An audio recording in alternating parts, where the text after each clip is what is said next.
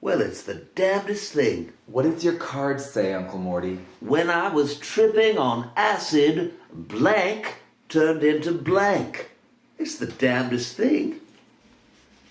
You know, when Swoozie Kurtz won the Drama Desk Award for her portrayal of Mary Tyler Moore's lesbian babysitter in the underwhelming off-Broadway musical Mata Hari, she was a very different girl from the dried-up cameo factory we know today.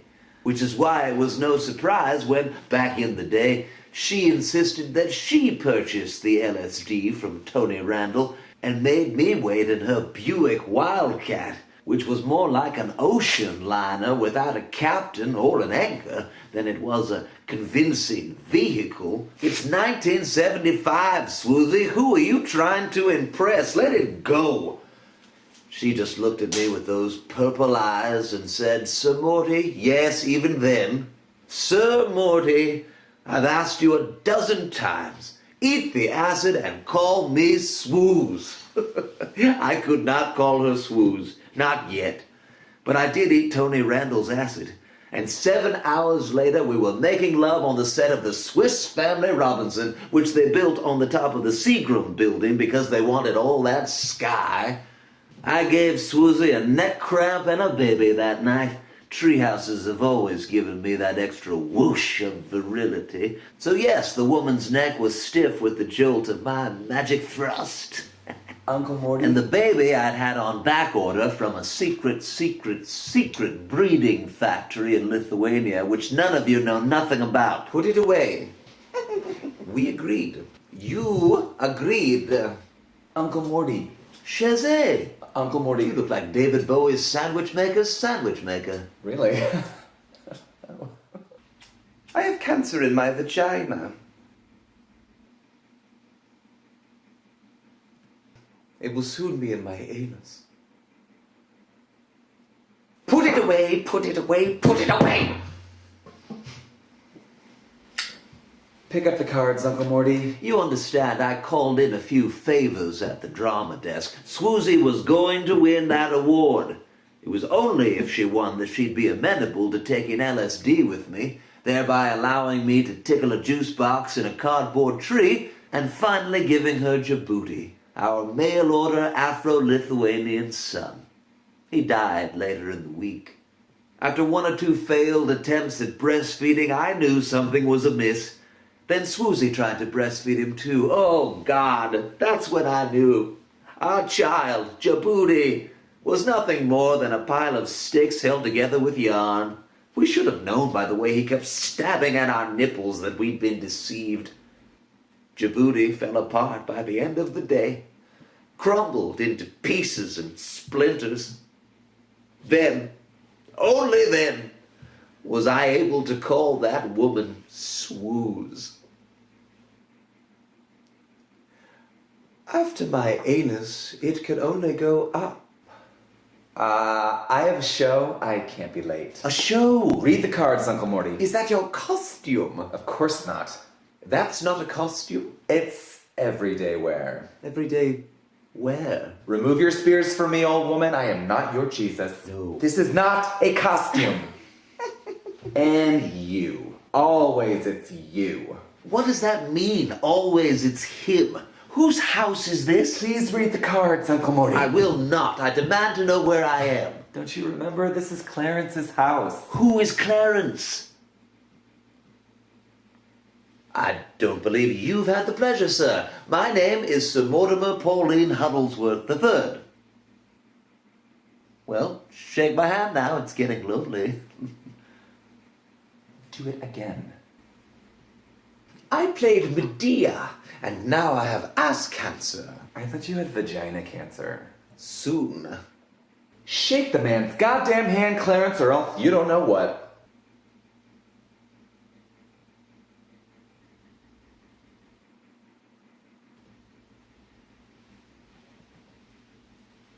And what do we say? Well, I do declare, Morty, old son, I am Clarence Calliope Devereaux Breedlove, and this is my estate, my humble estate, my foundation, my bricks, Please excuse the mess.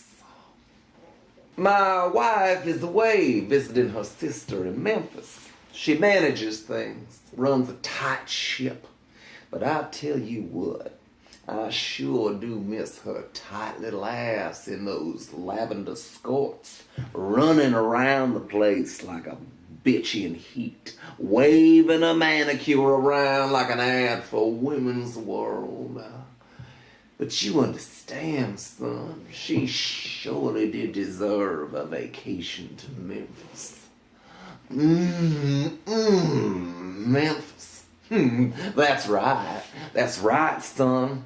But I sure do miss her tight little ass. And I sure do get lonely now. Glory be. Are you involved in a little bit of matrimony, son? Excuse me? I said, you got a wife waiting around for you, cooking for you, making you hungry all the time. Where the hell are we? I hated those children. Don't you remember, Uncle Morty? I tried to kill them every night. Really kill them, murder them. Remember what? We're in Atlanta. We're what? I used to run down the backstage halls in the public theatre, waving a dagger in one hand and a puppy in the other. They never missed an entrance. Never, not once. This is Atlanta. And all the Jasons. We could never keep a Jason. Playbill was pissed. We kept calling them to change the name. And they sent us an opening night program with 37 Jasons listed. Take your pick. And I did, Mom. Would you please read the cards, Uncle Morty? You want me to read the cards? You want me to read the cards? Oh, yes, please. All right. This card reads lactation. This card reads a woman scorned. This one reads elderly Japanese men. This one reads musical guest Cher. What the hell am I doing in Atlanta? Uncle! Why am I in Atlanta? What are you doing in Atlanta? Why do you hate Atlanta, Uncle? You want to know why I hate Atlanta? You want to know why I hate this foul stink? Yes! And all that wheat? Yes, all the wheat! You want to know why? I want to know why! I'll tell you why! Tell me why! God damn it, tell me why!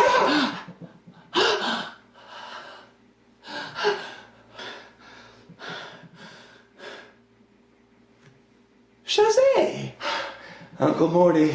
You look like David Bowie's sandwich maker. Really?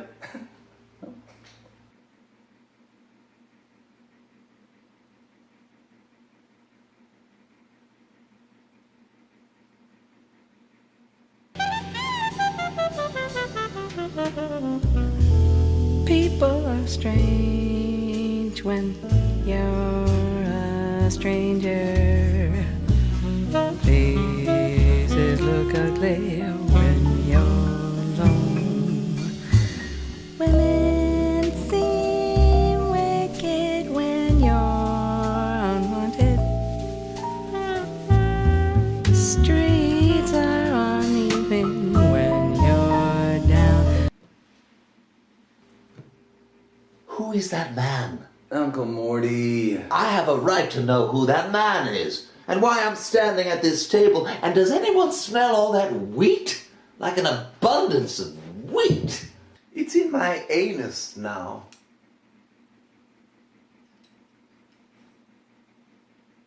Well, it is.